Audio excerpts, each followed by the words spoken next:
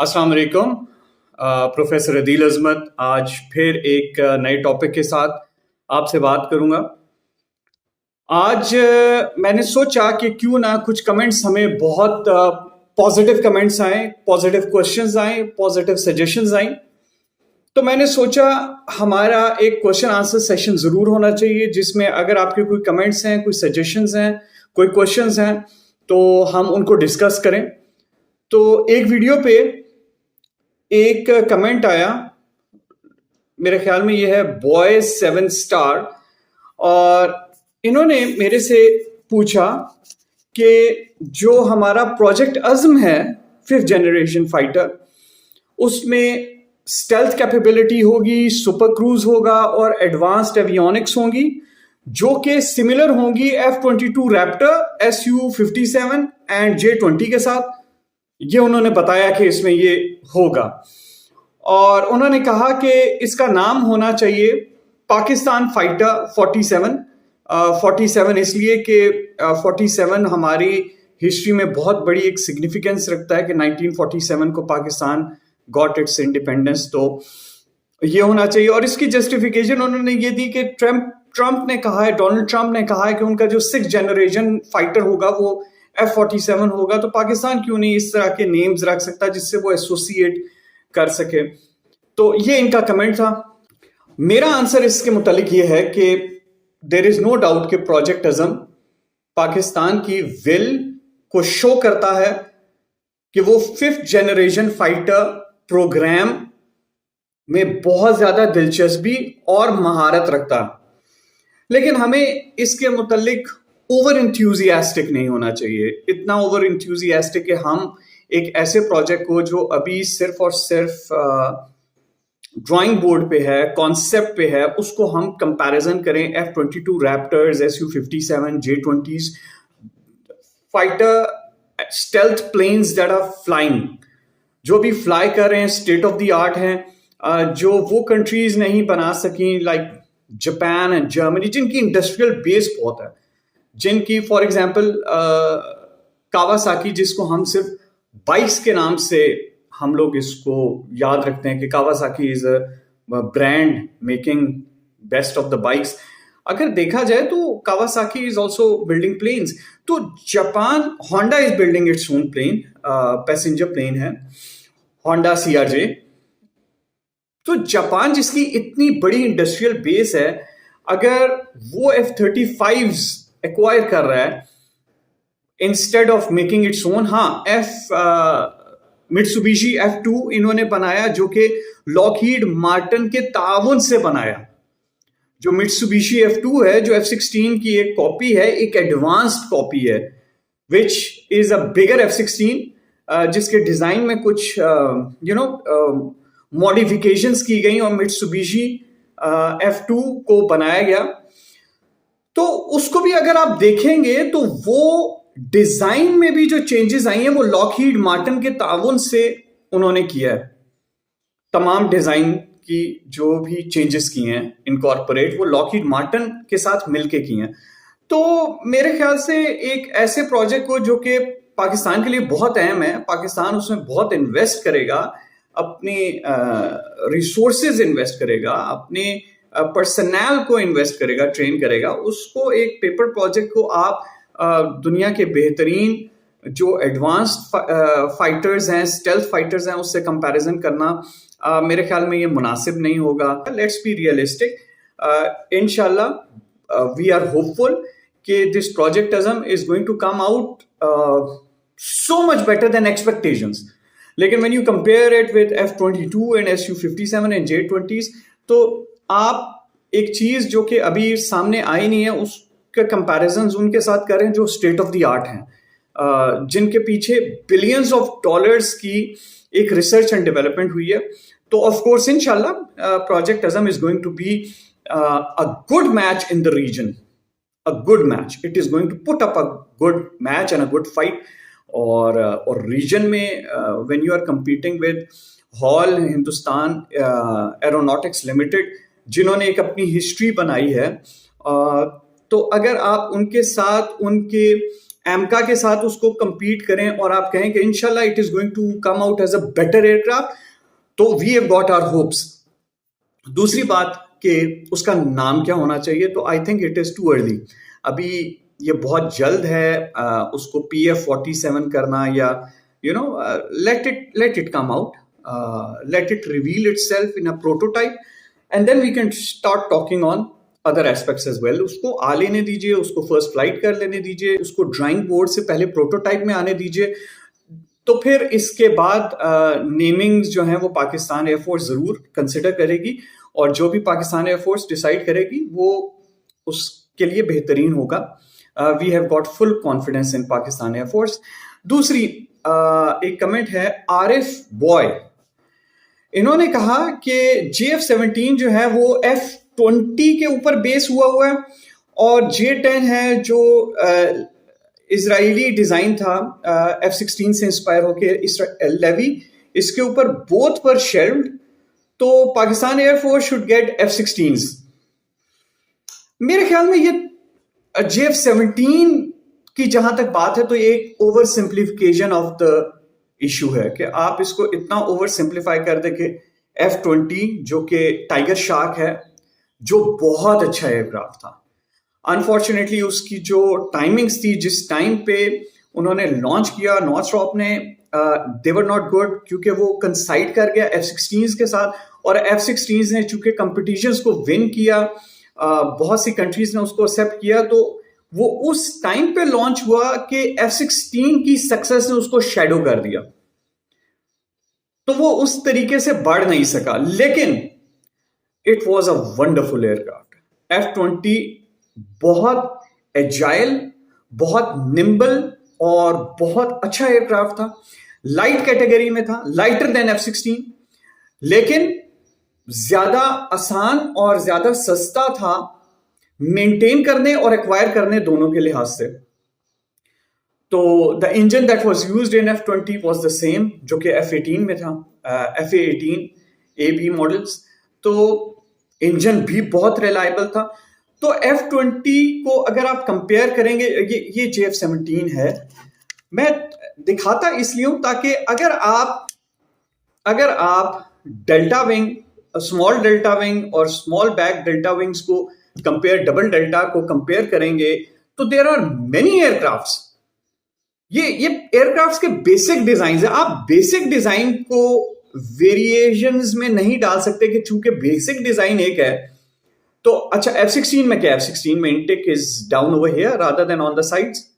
आप side intakes को नीचे इनटेक बना दीजिए एक सिंगुलर, तो it would look more like an F-16 rather than F-20. तो डिजाइन पैरामीटर्स में किसी भी एयरक्राफ्ट को यह कह देना कि क्योंकि वो एक खास डिजाइन से एक एयरक्राफ्ट की तरह लगता है तो वो F-20 पे बेस है, तो ये ओवर सिंप्लीफिकेशन होगी. तो आई वुड से कि नहीं, JF-17 की एक अपनी प्रोफाइल है. It is a heavier aircraft than an F-20. उससे ज्यादा हैवी है, उससे ज्यादा पेलोड कैरी कर सकता है, उससे ज्यादा आर्मामेंट लेके जा सकता है, उससे ज्यादा मॉडर्न है, उससे बड़ा है, और ऑफ कोर्स F-16 से ये कुछ छोटा है, लेकिन ये लाइट कॉम्बैट एयरक्राफ्ट की कैटेगरी में ही आता है. दूसरा इन्होंने कहा J-10 is based on Israeli जो अबैंडन हो गया था उनका प्रोजेक्ट लेवी. यस, ऐसा ही है. इतनी सिमिलैरिटी है कि यूं लगता है कि उन्हीं प्रोजेक्ट फाइल्स को उठा के चाइना ने J-10 को बनाया. तो अगर बनाया तो there is nothing bad about it. देखें, जब आप किसी प्रूवन डिजाइन को जो कि अबैंडन कर देता है कोई भी कंट्री किसी भी वजह से, उस प्रोजेक्ट को वहां से लेके चलते हैं, तो आप बहुत सा रिसर्च एंड डेवलपमेंट के टाइम और अमाउंट को कट कर रहे होते हैं. आप उसको कट कर रहे होते हैं. देखें, हिंदुस्तान एरोनॉटिक्स लिमिटेड ने यही गलती तो कर दी कि सिर्फ और सिर्फ चीज को इंडिजिनस बनाने की खातिर उन्होंने डिजाइन कॉन्सेप्ट्स को इतना बोरो नहीं किया. तो क्या हुआ कि उनको इतना वक्त लग गया, इतना वक्त दरकार हुआ, इतने फंड्स दरकार हुए कि जब वो फाइनली रेडी हुआ, प्रिपेयर हुआ, तो आउटडेटेड हो गया. तो इससे पहले के एयरक्राफ्ट आए, मार्केट में आए, एयरक्राफ्ट अपनी एयरफोर्सेस में आए, अगर वो आउटडेट हो जाता है तो आपकी इंडिजिनाइजेशन का कोई कॉन्सेप्ट नहीं रहता, कोई मार्क्स नहीं रहते हैं। तो पाकिस्तान ने क्या किया, पाकिस्तान ने फ्रॉम द स्क्रैच स्टार्ट करने से बहुत बेहतर समझा कि चाइना के साथ एक इन्वेस्टमेंट कर ली जाए, क्योंकि चाइना की एक बहुत बड़ी फील्ड थी, बहुत बड़ी इंडस्ट्री थी एयरक्राफ्ट मैन्युफैक्चरिंग की, किसी भी टेक्नोलॉजी को रिवर्स इंजीनियर करने की। उन्होंने रशियन प्लेटफॉर्म्स को इंडिजिनाइज किया, रिवर्स इंजीनियर किया। यहाँ पे के RD engine RD-93 is installed in JF-17 thunder.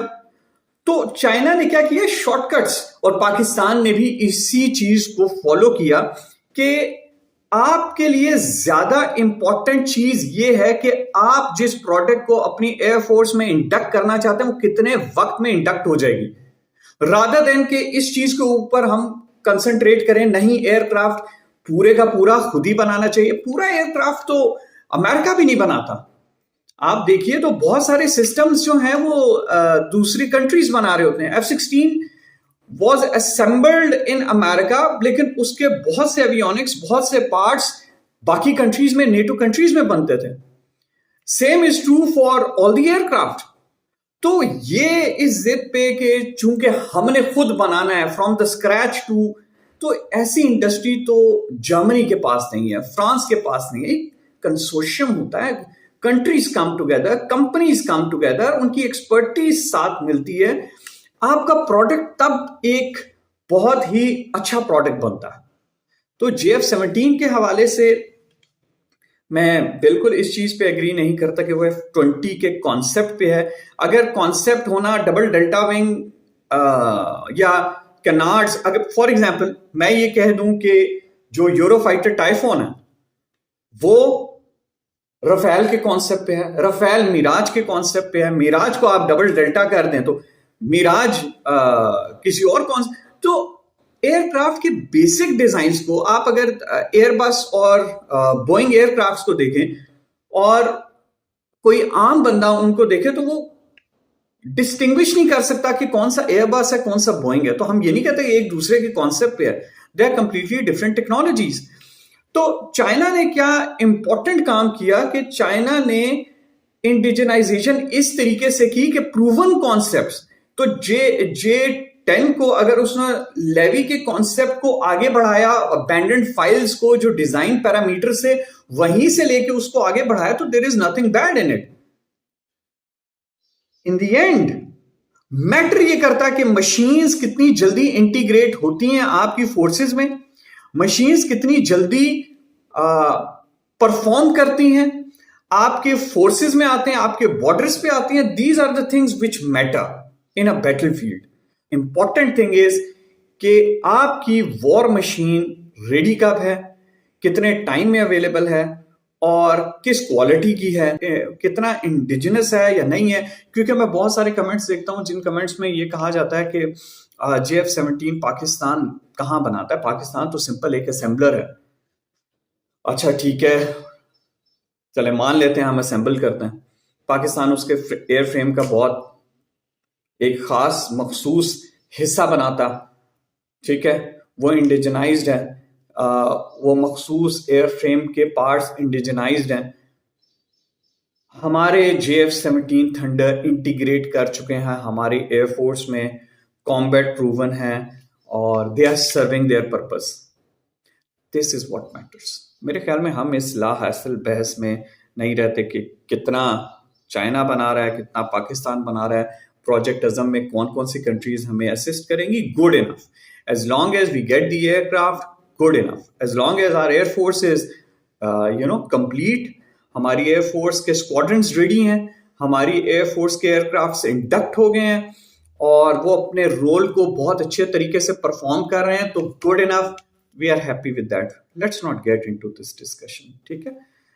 तो और मैं एक्सेप्ट करता हूं कि J-10 कंप्लीटली बेस्ड है लेवी के कॉन्सेप्ट पे, लेकिन चूंकि इजराइल ने लेवी के कॉन्सेप्ट को आगे नहीं लेके गया तो इसका मतलब ये नहीं है कि वो कॉन्सेप्ट फेलियर था, इसका बिल्कुल ये मतलब नहीं है। उनके रिक्वायरमेंट्स पे पूरा नहीं उतर रहा था, उनको अमेरिकन आर्म्स एंड एम्यूनेशंस, जिस आर्म्स एंड एम्यूनेशंस के ऊपर वो हाथ रखते थे और रखते हैं, उनको वो मिल जाता है। तो उनके लिए वो पॉइंट इतना इंपॉर्टेंट नहीं है जितना चाइना के लिए था कि let's get an aircraft, state of the art aircraft inducted indigenously in the air force. तो इजराइल ने किस वजह से उस प्रोजेक्ट को ऑफ कोर्स छोड़ा? वो इसी वजह से छोड़ा कि जब उनके पास अमेरिकन टेक्नोलॉजी, जिसके ऊपर बिलियंस ऑफ डॉलर्स की रिसर्च एंड डेवलपमेंट हुई है, अगर वो रेडिली अवेलेबल है, तो why to develop another platform? उनके पास F-15 ईगल्स आ गए, उनके पास लेटेस्ट F-16 आ गए, उनके पास अब F-35 आ गए। तो देयर वाज नो पॉइंट कि वो भी साइमल्टेनियसली बिलियंस ऑफ डॉलर्स को डेवलप करें। They got into agreement where their firms are in complete contact with Lockheed Martin. वो भी रिसर्च एंड डेवलपमेंट में हिस्सा ले रही है, लेकिन एक एयरक्राफ्ट को स्क्रैच से बना के एंड तक लेके जाना, that was not making a sense for Israel, लेकिन that was really making a sense for China. तो चाइना की बैकबोन है J-10s, और इंशाल्लाह in the time to come Pakistan की बैकबोन भी J-10s होंगे। अब हम आते हैं इनके आखिरी कमेंट के ऊपर कि पाकिस्तान शुड गेट F-16s। भाई क्यों, मतलब वाई F-16s? हमें अब F-16 से एक कदम आगे जाना पड़ेगा। वो जो F-16 का एक ऑरा था, F-16 की एक मॉडर्नाइजेशन की एक लिमिट थी, वो F-16s पहुंच चुके वहां तक। इंडियन एयरफोर्स ने इसी वजह से F-16s जो कि F-21 के रूप में उसको ऑफर किए जा रहे थे, उसको एक्सेप्ट नहीं किया। उसकी एक वजह यह है कि जब आप, दो तीन वजह बल्कि हैं। पहला यह है कि जब आप अमेरिकन आर्म्स एंड एम्यूनेशंस लेते हैं, तो आप ऐसे ही जाके एयरक्राफ्ट परचेज नहीं कर लेते। उसके साथ टर्म्स एंड कंडीशंस हैं। मेरी पिछली वीडियो में मैंने बताया भी था कि फॉर एग्जांपल जब पाकिस्तान को F-16s मिलते हैं, तो बहुत सी इंटरनेशनल गारंटीज होती हैं, बहुत सी अंडरस्टैंडिंग्स होती हैं, और वेपन्स को आप कैसे यूटिलाइज कर सकते हैं, किन सिनेरियोज में यूटिलाइज कर सकते हैं। We didn't want ourselves to be attached to those chains, पहली चीज। दूसरा, F-16 अपनी डेवलपमेंट और मॉडर्नाइजेशन के उस पॉइंट पे पहुंच चुका है। मॉड्यूलर डेवलपमेंट इतनी हो गई है, ब्लॉक डेवलपमेंट इतनी हो गई है, सिस्टम्स इतने जैम पैक्ड हो गए हैं कि उसको फर्दर डेवलप करना ना तो पॉसिबल है, ना इंडिजिनसली उसको किया जा सकता। जिस तरीके से मिराजेस थे, अब उनकी एयर फ्रेम वर्दीनेस भी it's really out now. Project Rose में पाकिस्तान ने मिराजेस को जितना मॉडर्नाइज कर सकते थे किया, बल्कि जितना नहीं भी कर सकते थे, दुनिया हैरान हुई कि पाकिस्तान ने मिराजेस को कितना उड़ाया। और अभी 23 मार्च की जो परेड थी, इसमें भी मिराज ने लीड किया, जो फ्लाई पास था with a very low and fast fly past. तो मिराज ने लीड किया, मिराज ने शो किया कि अभी भी there is a lot of strength in Mirages, जिस रोल के लिए भी उनको एम्प्लॉय किया गया। तो F-16 से अब हमें आगे जाना पड़ेगा। J-10C जो पाकिस्तान को मिला है, it is very capable aircraft. अगर वो ब्लॉक 70-72 से बढ़कर नहीं है तो उससे कम नहीं है। I am giving this statement कि मेरे ख्याल से तो वो उन ब्लॉक से बढ़कर है, क्योंकि 70-72 अपने रेडार से, जो कि स्केल डाउन एजा रेडार है, AIM-120C AMRAAMs को फायर कर सकता है, जबकि J-10C अपने रेडार से, जो कि एजा रेडार, वो PL-15 को फायर कर सकता है, which has got a lot of more range than AMRAAM AIM-120।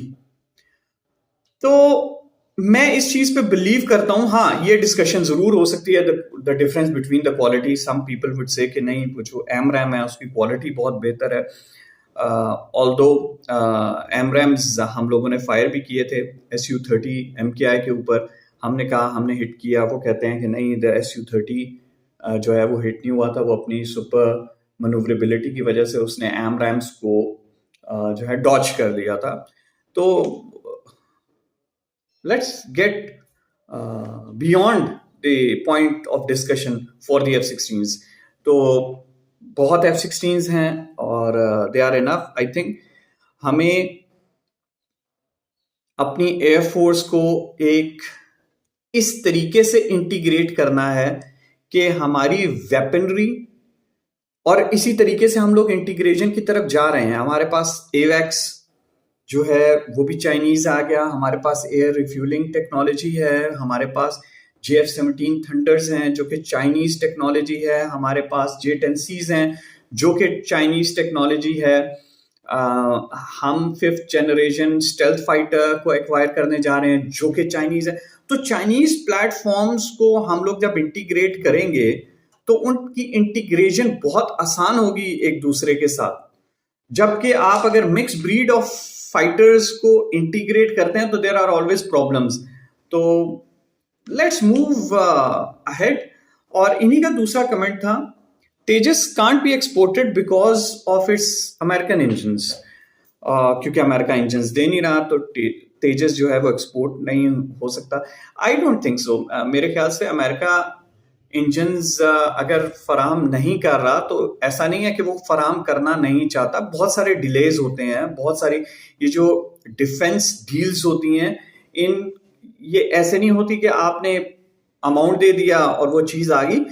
बहुत सी सोफिस्टिकेटेड टेक्नोलॉजी के लिए बहुत सी कंट्रीज को बहुत वेट करना पड़ता है, इसीलिए और बहुत सी रेड टेपिज्म होता। तो तेजस can't be exported। I am not one of those who would say कि जो इंडिया बनाए वो बहुत ही थर्ड क्लास, जो चाइना हमें दे और हम एक्वायर करें, या जो चीज हम बनाए वो दुनिया की सबसे बेहतरीन चीज। एक्सट्रीम्स पे हमें नहीं जाना चाहिए। मैं इस चीज को बिलीव करता हूं कि हर एक फ्लाइंग मशीन के मेरिट्स को डिस्कस करना चाहिए। अगर कोई मेरिट बनता तो उसको देना चाहिए। मैंने ये बात की थी कि देखें, Tejas aircraft, we have to remember कि इंडिया ने बहुत अरसा इसके ऊपर लगाया, टाइम बहुत लगा। एयरक्राफ्ट तो बना लेकिन वक्त बहुत लगा। और जब वो एयरक्राफ्ट फाइनली एयरफोर्स में इंडक्ट हुआ तो दैट वाज 2000 में एयर पावर की तमाम फिलॉसफी चेंज हो गई। डॉग फाइट्स, सुपर मैन्यूवरेबिलिटी अब उतनी लीथल नहीं रही, उतनी बड़ी क्वालिटीज नहीं रही जितना कि सिस्टम्स को इंटीग्रेट करना, नए नए सिस्टम्स को मॉड्यूलर तरीके से एक एयरक्राफ्ट में इंटीग्रेट करना और एयरक्राफ्ट को इस तरीके से बनाना कि तमाम के तमाम जो आने वाले सिस्टम्स हैं वो उसके अंदर इंटीग्रेट होते रहें। तो बहुत सारा कॉन्सेप्ट जो है वो शेप अप होता गया। जबकि जो इनका तेजस था ये अपने हैंगर में बनता गया, उसी आइसोलेशन में बनता गया।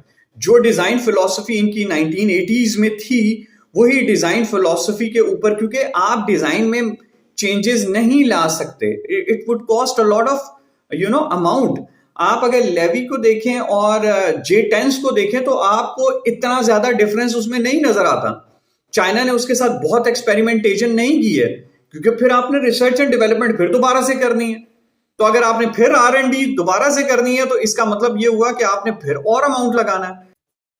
मैं इस चीज के मुतालिक बिलीव करता हूं कि इंडिया अगर इस जिद पे ना रहे कि वो इसको एडवर्टाइज करे एज अ 4.5 और 4 जनरेशन लीड फाइटर, तो उसको ट्रेनिंग एयरक्राफ्ट में it can find a future. Even in the air force, उसके अपनी एयरफोर्स अगर उसको इंडक्ट करे as a lead in fighter trainer तो of course there is a future for Tejas even in the Indian air force. और उसकी अगर प्राइसिंग भी उसी हिसाब से करे और इंटरनेशनल मार्केट में उसको compete करे with other fighter trainer aircrafts, तो good enough. It has got a reliable engine. It has got a design जो कि उसको lead in fighter trainer के तौर पे बेहतर तरीके से प्रोजेक्ट कर सकता। तो जबकि मैं इस चीज़ पे बिलीव नहीं करता कि चूंकि इंडिया का एयरक्राफ्ट है तो हम उसके एयरक्राफ्ट को कहें कि ये किसी भी काबिल नहीं है, ये रद्दी की टोकरी में। वहां से तो ये कॉन्सेप्ट आता है कि पाकिस्तानी JF-17 थंडर जो है ये एक फजूल एयरक्राफ्ट है, लेकिन we should take it very professionally irrespective of what they say. तो मैं तो चीज़ों को मेरिट के ऊपर डिस्कस करता हूँ और मेरिट पे डिस्कस करूंगा। मैं ये बिलीव करता हूँ कि तेजस को मैं देखिए तेजस की लिमिटेशंस हैं, बहुत लिमिटेशंस हैं। पहली लिमिटेशन उसकी ये है कि वो मॉड्यूलर अपग्रेड्स नहीं ले सकता। It's so small. You should at least build an aircraft. Rafale को देखें, यूरोफाइटर टाइफून को देखें, F-15s को देखें और J-10s को देखें, तो ये ऐसे एयरक्राफ्ट्स हैं जिसमें फ्यूचर अपग्रेड्स हो सकती हैं, मॉड्यूलर अपग्रेड्स हो सकती हैं, लेकिन the more you make it smaller and smaller, तो आप उसमें इंजन के साथ कितना फ्यूल और कितनी मॉड्यूलर मॉडिफिकेशंस कर सकेंगे, उसके अंदर प्रॉब्लम्स हैं।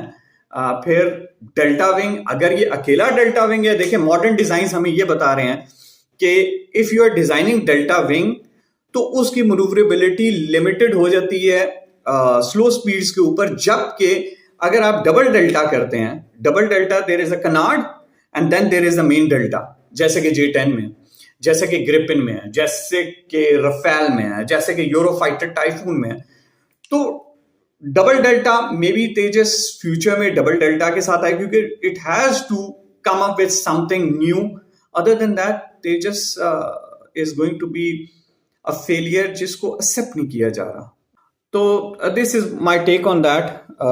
तेजस एक्सपोर्ट हो सकता है, ऐसा नहीं है कि वो एक्सपोर्ट नहीं हो सकता है, क्यों नहीं हो सकता, लेकिन एक डिफरेंट रोल में, एक स्केल डाउन रोल में। आपने उसको ऐसे प्रोजेक्ट करना है जैसे कि वो है, rather than you market it as an aircraft that is comparable to F-16। तो ऐसा नहीं है। तो आगे चलते हैं। अशर महमूद 3921, इन्होंने कमेंट किया कि दुश्मन के मुकाबले में हमें अपने घोड़े तैयार रखने चाहिए, और 27 फरवरी के ऊपर जो परफॉर्मेंस थी पाकिस्तान एयरफोर्स की, we are proud. Yes, we are really really proud. मैंने एक पिछली वीडियो में भी कहा था कि पाकिस्तानी एयरफोर्स के लिए, मेरे ख्याल से, ये मेरे अपने एनालिसिस हैं, 27 फरवरी पाकिस्तान एयरफोर्स के लिए एक ब्लेसिंग थी। ब्लेसिंग इस तरह थी कि उससे पहले तक हमारी मेमोरीज में BVR शॉर्टेज ही हम लोगों के जहन में आ रहा था कि यार BVR के एरिया में, काउंटर मेजर्स के एरिया में हम लोगों की कुछ शॉर्टेजेस हैं हमारी, क्योंकि उससे पिछली इंगेजमेंट्स हुई थी कारगिल में, although the air force was not fully engaged in that, लेकिन उसके बाद 27 फरवरी के बाद हमारी एयरफोर्स ने हमें ये कॉन्फिडेंस दिया कि हम लोग डिफेंस के बजाय अब ऑफेंस पे जा सकते हैं। इट्स नॉट जस्ट डिफेंस, हमने एक स्ट्रेटजी बनाई, हमें हमारे ऊपर चूंकि एक ऑफेंसिव स्ट्राइक हुई, 26 फरवरी को ऑफेंसिव स्ट्राइक हुई, तो हम लोगों ने उसका जवाब जो है वो हम लोगों ने दिया 27 फरवरी को। हम लोगों ने बहुत सारे पॉइंट्स को हाईलाइट किया। पहला पॉइंट ये था कि हमारी एयरफोर्स एक इंटीग्रेटेड एयरफोर्स है। पहले जो एक कॉन्सेप्ट आता था कि पाकिस्तान के पास सिर्फ F-16s हैं तमाम स्ट्राइक रोल्स के लिए, ऐसा नहीं था। पाकिस्तान ने अपने F-16s भी यूज किए, यस, ब्लॉक 50, 52, 15 MLUs, तमाम F-16s यूज हुए होंगे, JF-17 थंडर्स यूज हुए, मिराजेस यूज हुए। अब आप ये देखें कि वो प्लेटफॉर्म जिसको दुनिया अभी उड़ा नहीं रही है, पाकिस्तान ने रोज अपग्रेड्स के बाद उस प्लेटफॉर्म को ऑफेंसिव स्ट्राइक में यूज किया, तो पाकिस्तानी एयरफोर्स का कितना कॉन्फिडेंस होगा। फिर पाकिस्तान का एवैक्स, aerial refuelling, electronic counter measure, falcons, they were all in the air. Radars, तो जितने जैमिंग पॉड्स के साथ हम लोगों की तमाम एयरफोर्स ने एक जबान होकर, एक टीम होकर इंटीग्रेटेड स्ट्राइक की। That was an integrated strike. Indian air force ने भी एक दिन पहले अपने तमाम कॉम्बिनेशंस को साथ लगाया था, जिसमें SU-30s भी थे, मिराजेस भी थे। लेकिन पाकिस्तानी एयरफोर्स के लिए एक बहुत बड़ा दिन ये इसलिए था कि Pakistani air force struck deeper and harder.